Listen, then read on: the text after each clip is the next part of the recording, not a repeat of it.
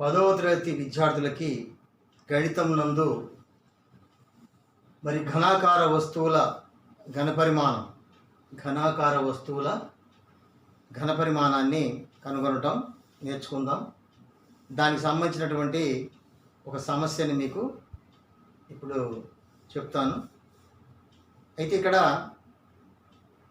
ఘనాకార వస్తువులు అంటే మీకు ఇంతకుముందు చెప్పాను. మరి దీర్ఘఘనం, సమఘనం, తర్వాత మనకు స్తూపం, శంకు, ఇంకా ఈ విధంగా రకరకాలుగా ఉంటాయి. అయితే వాటి విడివిడిగా మీకు శంకు ఘనపరిమాణం, స్తూప ఘనపరిమాణం, గోళ ఘనపరిమాణం అవి మీకు చెప్పడం జరిగింది. మీకు ఆ ఫార్ములాస్ తెలుసు. అంటే స్తూపం ఘనపరిమాణం అంటే πr²h, అదేవిధంగా శంకు ఘనపరిమాణం 1/3 πr²h. ఈ విధంగా మీకు ఫార్ములాస్ తెలుసు.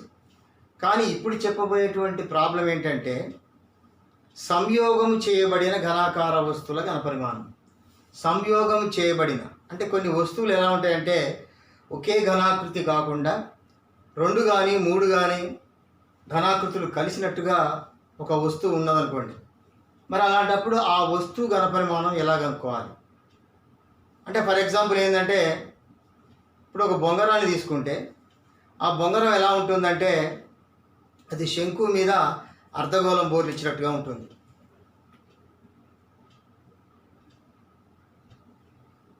ఇలా క్రమవృత్తాకార శంకు ఉంటే ఈ విధంగా ఉంటుంది బొంగరం. ఐస్ క్రీమ్ కూడా ఈ విధంగానే ఉంటుంది. అంటే దీంట్లో మనకు 2 కనబడుతున్నాయి. ఒకటి క్రమవృత్తాకార శంకు, ఒకటి అర్ధగోళం.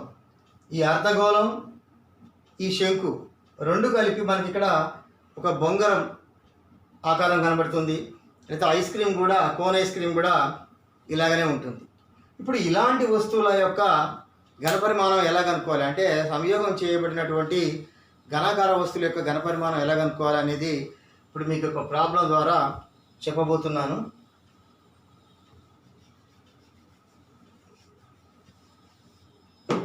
ఇక్కడ ఒక ప్రాబ్లం చూడండి. ఒక ఆట వస్తువులో ఒక క్రమవృత్తాకార స్తూపానికి 2 చివరలలో అంతే వ్యాసార్థం కలిగిన ఒక అర్ధగోళం మరియు క్రమవృత్తాకార శంకువు అమర్చబడినాయి. వాటి వ్యాసము 4.2 సెంటీమీటర్స్. స్తూపాకార శంకాకార భాగముల ఎత్తులు వరుసగా 12 సెంటీమీటర్స్ మరియు 7 సెంటీమీటర్స్ అయితే ఘనాకార ఆట వస్తువు యొక్క ఘనపరిమాణం కనుగొనండి. ఇక్కడ ఒక ఘనాకార వస్తువు ఉంది. ఈ ఘనాకార వస్తువు ఎలా ఉందంటే ఒక స్తూపం ఉంది. ఆ స్తూపానికి 2 చివర్లో, ఒక చివరిలో శంకు ఉంది, రెండో చివరిలో అర్ధగోళం ఉంది. ఇది క్రమవృత్తాకార స్తూపం. ఈ స్తూపం ఏ ఆకారం అంటే వృత్తాకార స్తూపం. ఇది తెలిసింది. ఇది స్తూపం, ఇది వృత్తాకార స్తూపం. ఈ స్తూపానికి 2 చివరలో, పై చివర మరియు కింది చివర అంతే వ్యాసార్థం కలిగినటువంటి, అంటే ఈ స్తూప వ్యాసార్థం ఎంత ఉందో అదే వ్యాసార్థం కలిగినటువంటి ఒక శంకు ఉంది మరియు ఒక అర్ధగోళము వీటికి కలపబడి అమర్చబడి ఉన్నాయి. ఇప్పుడు దీంట్లో కొలతలు కూడా మనకి ఇవ్వడం జరిగింది. ఇప్పుడు ఎలా ఇచ్చాడంటే వాటి వ్యాసం అంటే ఈ స్తూపం యొక్క వ్యాసము మనకు 4.2 సెంటీమీటర్స్గా ఇవ్వడం జరిగింది. స్తూపం యొక్క వ్యాసం 4.2 సెంటీమీటర్స్. అంటే ఈ వ్యాసము ఇక్కడ కూడా అదే 4.2 సెంటీమీటర్స్గా చూపబడింది. అదేవిధంగా స్తూపాకార శంకాకార భాగంలో ఎత్తులు వరుసగా 12 సెంటీమీటర్లు మరియు 7 సెంటీమీటర్లు. అంటే ఈ స్తూపం దీని యొక్క ఎత్తు అంటే ఇక్కడ నుండి ఇక్కడికి స్తూపం యొక్క ఎత్తు అంటే ఈ పాటు నుండి ఈ పాటు వరకు స్తూపం ఎత్తు ఇది మనకు 12 ఇచ్చాడు. 12 సెంటీమీటర్స్ ఇవ్వడం జరిగింది. అదేవిధంగా ఈ శంకు యొక్క ఎత్తుని మనకు 7 సెంటీమీటర్స్ ఇవ్వడం జరిగింది. ఇలా ఇచ్చినప్పుడు మరి ఈ ఘనాకార ఆట వస్తువు యొక్క ఘనపరిమాణాన్ని కనుక్కోవాలి. అసలు ఈ బొమ్మ యొక్క ఘనపరిమాణం కనుక్కోవాలి. పై 22/7 తీసుకోమని ఇవ్వడం జరిగింది. పై విలువ మనకు తెలుసు, సుమారుగా 22/7. ఇప్పుడు మనం చేయాల్సింది ఏంటంటే ఈ యొక్క ఆట వస్తువు ఉంది. ఈ ఆట వస్తువు యొక్క ఘనపరిమాణం కనుక్కోవాలి. మరి ఈ ఆట వస్తువు ఎలా ఉందంటే ఒక స్తూపం ఉంది, స్తూపం మీద ఒక శంకు ఉంది, మరి కింది భాగంలో అర్ధగోళం ఉంది, ఈ ఆకారంలో ఉంది. ఇక్కడ మీకు ఆల్రెడీ ఒక బొమ్మని ఇవ్వటం జరిగింది. ఇప్పుడు దీని ఘనపరిమాణం కనుక్కోవాలంటే మనం ఏం చేయాలంటే దీంట్లో ఉన్నటువంటి మూడు ఉన్నాయి. దీంట్లో ఆ మూడిటి యొక్క 3 ఆకృతులు ఉన్నాయి. ఆ 3 ఆకృతుల యొక్క ఘనపరిమాణాలు కనుక్కోవాలి. ఒకటి స్తూపం ఉంది, ఇంకోటి శంకు ఉంది, ఇంకోటి అర్ధగోళం ఉంది. అంటే క్రమవృత్తాకార శంకువు, క్రమవృత్తాకార స్తూపము మరియు అర్ధగోళం, ఈ మూడిటి యొక్క ఘనపరిమాణాల మొత్తమే ఈ ఆట వస్తువు యొక్క ఘనపరిమాణం. కాబట్టి ఇక్కడ మనకు తెలియాల్సింది ఏంటంటే మరి ఈ మూడిటి ఘనపరిమాణాలకు సంబంధించినటువంటి ఫార్ములాస్ మనకు తెలియాలి. ముందుగా మీకు ఆ ఫార్ములాస్ చెప్తాను. చెప్పిన తర్వాత మీకు ఈ ప్రాబ్లం మొత్తం ఎక్స్ప్లెయిన్ చేయడం జరుగుతుంది. ఇక్కడ ఫస్ట్ శంకు తీసుకుందాం.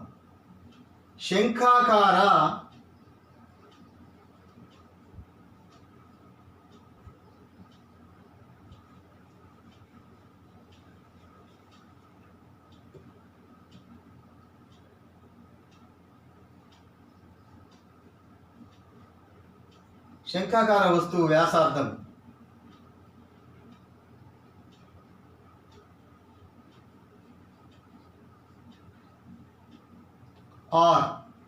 ఆర్ ఈజ్వల్ టు మనకి ఎంత ఇచ్చారంటే ఇక్కడ వ్యాసం ఇచ్చాడు. ముందు వ్యాసం తీసుకుందాం.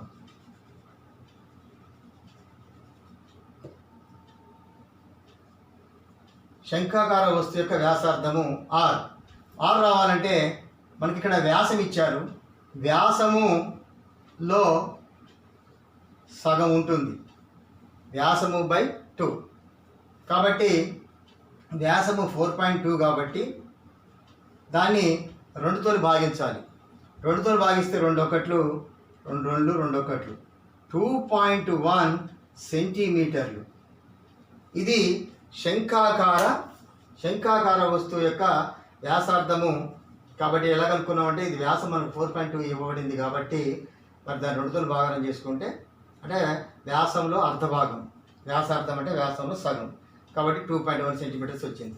అంటే ఇక్కడ ఈ శంకు యొక్క వ్యాసార్థము 2.1, అదేవిధంగా స్తూపం యొక్క వ్యాసార్థం కూడా అంటే స్తూప వ్యాసార్థమే శంకు వ్యాసార్థము కాబట్టి స్తూప వ్యాసార్థం కూడా 2.1 సెంటీమీటర్స్.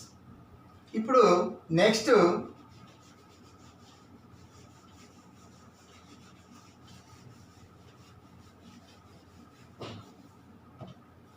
వాటి ఎత్తులు ఇచ్చారు. శంకువు ఎత్తు దీన్ని మనం h1 అని అనుకున్నాం. h1 ఈజ్ ఈక్వల్ మన ఇక్కడ ఎత్తులు ఇచ్చారు. స్తూపాకార శంఖాకార భాగంలో ఎత్తులు. స్తూపం ఎత్తు 12, శంకు ఎత్తు 7, కాబట్టి ఈ నుంచి ఇడికి 7, కాబట్టి ఇది 7 సెంటీమీటర్లు. అదేవిధంగా స్తూపం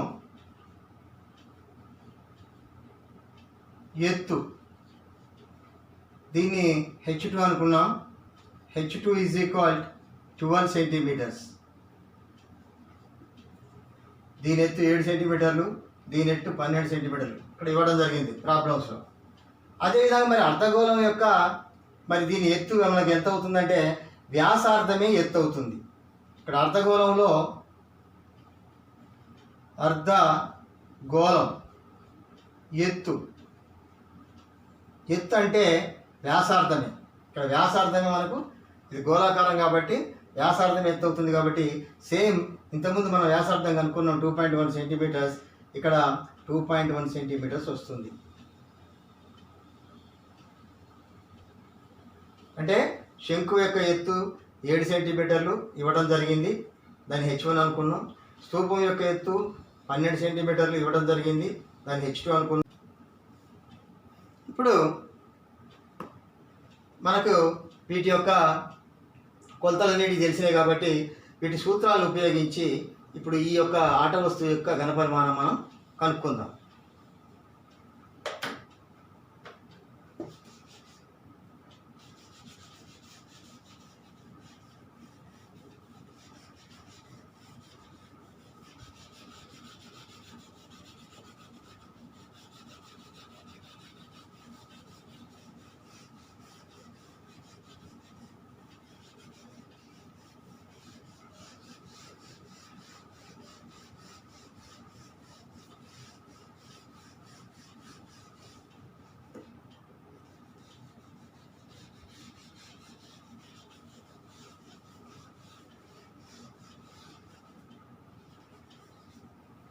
ఓకే, ఇప్పుడు ఆట వస్తువు యొక్క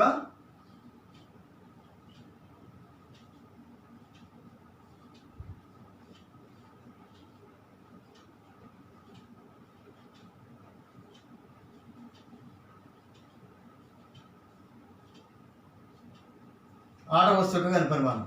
అంటే దీంట్లో మనం ఏం చెప్పాము? శంకు ఉంది, స్తూపం ఉంది, మరియు అర్ధగోళం ఉంది. అంటే శంకు ఘనపరిమాణం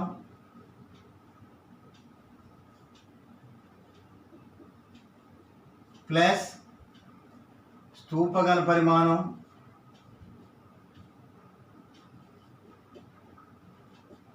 ప్లస్ అర్ధగోళ ఘనపరిమాణం.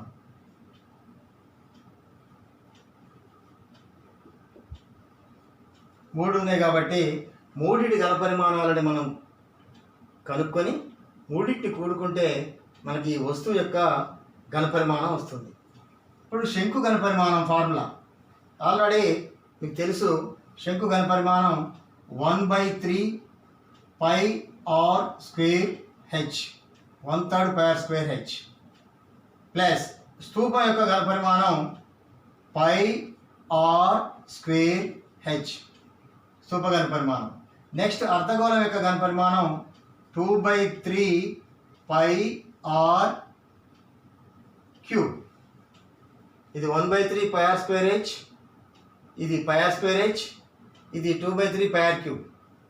ఇప్పుడు ఈ శంకు యొక్క ఘనపరిమాణం ఇది, స్తూపం యొక్క ఘనపరిమాణం ఇది, మరి అర్ధగోళం యొక్క ఘనపరిమాణానికి ఫార్ములా ఇది. ఇప్పుడు మనం ఈ ప్రాబ్లంలో కామన్గా ఏమున్నాయో కామన్గా ఉన్న వాటిని మనం కామన్ తీసుకుంటే అప్పుడు మనం చేయడం సులభంగా ఉంటుంది. కాబట్టి ఇక్కడ పై అనేది కామన్గా ఉంది, ఇక్కడ r² ఇక్కడ r³ ఉంది కాబట్టి r² కూడా కామన్గా ఉంది. అంటే ఇక్కడ మనం పైని కామన్ తీసుకోవచ్చు, r² కామన్ తీసుకోవచ్చు. πr² కామన్ తీసుకుంటే ఇక్కడ 1/3 h అని వస్తుంది. ప్లస్ ఇక్కడ πr² పోతే ఓన్లీ h ఉంటుంది. ఇది h అంటే మొదటిది, దీన్ని h1 అనుకున్నాం కాబట్టి ఇది h1 అనుకోండి, ఇది h2 అనుకోండి. ఇది h1 ఉంటుంది, ఇది h2 ఉంటుంది. ఎందుకంటే ఇక్కడ స్తూపాన్ని h2 అనుకున్నాం, అదేవిధంగా శంకువుది h1 అనుకున్నాం. తర్వాత ఇక్కడ πr² పోతే 2/3కి 2/3 ఉంటుంది, πr² పోతే ఒక r ఉంటుంది. నెక్స్ట్ మనం ఏం చేయాలంటే వీటి వాల్యూస్ని సబ్స్టిట్యూట్ చేసుకోవాలి. పై అంటే 22/7, r అంటే వ్యాసార్థం. వ్యాసార్థం అంటే మనకి ఇక్కడ వచ్చింది వ్యాసార్థము మరి 2.1 సెంటీమీటర్స్ వ్యాసార్థం, 2.1 whole square bracket 1/3 h1 means 7 plus h2 means 12 plus 2/3 r అంటే 2.1. ఇప్పుడు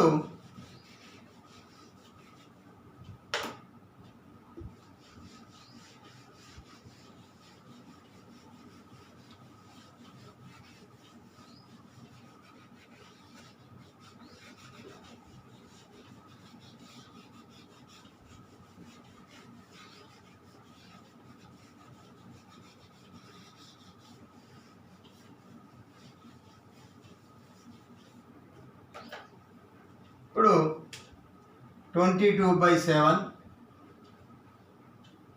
2.1 స్క్వేర్ అంటే దీన్ని 21/10 అని రాసుకోవచ్చు. ఇక్కడ దశాస్థానం తర్వాత ఒకటి ఉంది కాబట్టి 0 పెట్టుకుందాం, 10 అని రాసుకొని దీన్ని స్క్వేర్గా రాసుకోవచ్చు. అదేవిధంగా ఒక 7 కాబట్టి 7/3 అని రాసుకోవచ్చు. ఇది 12గా ఉంటుంది, ఏం లేదు కాబట్టి by1 రాసుకుందాం. ఇక్కడ కూడా 2/3 దీన్ని కూడా 21/10గా రాసుకోవచ్చు. ఇప్పుడు ఏమవుతుందంటే ఇది 22/7 21/10 21/10 అని వస్తుంది. ఇక్కడ 7/3 ప్లస్ 12/1 ప్లస్ ఇక్కడ 3 ఏళ్ళు 21, 2 5ల 10 కాబట్టి 7/5 వస్తుంది. ఇక్కడ మనకి ఏమైనా క్యాన్సిల్ అయితే కొట్టేసుకోండి. 7 ఒకట్లు 7 మూళ్ళు, అదేవిధంగా 2 11లు 2 5లు. కాబట్టి మనకి ఇక్కడ ఏమొచ్చేసింది, ఇక్కడ పైన చూసుకుంటే 11 మూల 33 ఇంటూ 11 33 ఇంటూ 21/10 ఉంది. ఇక్కడ వీటికి కాసాగు చేయాలి. 3కు 5కు కాసాగు చేస్తే మనకి ఎంత వస్తుందంటే 15 కాసాగు. 3 5ల 15. కాబట్టి 3 దీంట్లో 5 సార్లు పోతుంది కాబట్టి 5 7 35 ప్లస్ ఇక్కడ 1 15 సార్లు కాబట్టి 15తో 12 నెక్స్ట్ చేసుకోవాలి. 15 2 30, 15 1 15 3 180. 5 దీంట్లో 3 సార్లు పోతుంది కాబట్టి 3 7 21. ఇప్పుడు మొత్తం అన్నీ కలిపి రాసుకుంటే 33 ఇంటూ 21/10 ఇంటూ ఇవన్నిటి కూడుకోవాలి. 30 180 ప్లస్ ఇది 21 అంటే 201. 201 ప్లస్ 35 అంటే 236/15 వస్తుంది. దీంట్లో మళ్ళీ ఏమైనా క్యాన్సిల్ అయ్యేటుంటే కొట్టేసుకోవాలి. మిగతా వాటిని ఇచ్చివేసుకొని భాగారం చేసుకుంటే మనకు ఆన్సర్ వస్తుంది. ఇక్కడ చూద్దాం. దీంట్లో 15 ఇక్కడ 33లో 3 ఎక్కం పోతుంది, 3 5లు. ఇక్కడ కూడా చూసుకుంటే 3 1 3 3 1 3. నెక్స్ట్ 5 దీంట్లో పోదు. ఇక మనకు మిగిలింది ఏంది, ఇక్కడ 10 ఉంది. ఈ 10ని మనం 2తో చేసుకోవచ్చు. 2 5s ఆర్ ఇక్కడ కూడా 2తో చేసుకోవచ్చు. 2తో చేసుకుంటే 2 1 2, తర్వాత మళ్ళీ 2 1 2, తర్వాత 16 అంటే 216. ఇక మనకు కొట్టివేదలు ఏం పోవు. ఇక మనకు మిగిలింది ఏముందంటే ఇక్కడ 11 ఇంటూ 21 ఇంటూ 118/5 5 5లు 25. ఇక్కడ 11 వచ్చింది, 21. ఇక్కడ 118/5 5s ఆర్ 25. ఇప్పుడు ఈ పైదాన్ని హెచ్చివేసుకొని 25తో భాగిస్తే మనకు ఆన్సర్ వస్తుంది. ఇప్పుడు వాటిని హెచ్చివేసుకుందాం. అంటే 21ని 11తో హెచ్చివేద్దాం, మళ్ళీ వచ్చిన దాన్ని 118తో హెచ్చివేద్దాం. హెచ్చివేస్తే మనకు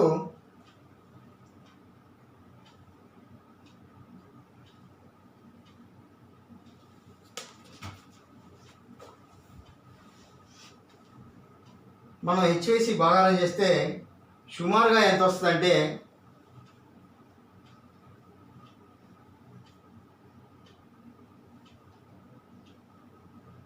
218.064 సెంటీమీటర్స్ క్యూబ్, ఘన సెంటీమీటర్లు. అంటే ఇక్కడ మనకు ఇలా ఆన్సర్ వస్తుంది. ఎలా, ఇప్పుడు 11ని 21తో హెచ్చివేసుకోవాలి, వచ్చిన దాన్ని 118తో కూడా హెచ్చివేసుకోవాలి. ఆ హెచ్చివేసుకున్న దాన్ని 25తో భాగారం చేయాలి. భాగారం చేసినప్పుడు మనకు వచ్చే ఆన్సర్ ఎంతంటే 218.064 ఘనపు సెంటీమీటర్లు. సెంటీమీటర్ క్యూబ్ అంటే ఘనపు సెంటీమీటర్లు. ఇది ఆట వస్తువు యొక్క ఘన పరిమాణం. దీన్ని మీరు సొంతంగా చేసుకోవచ్చు.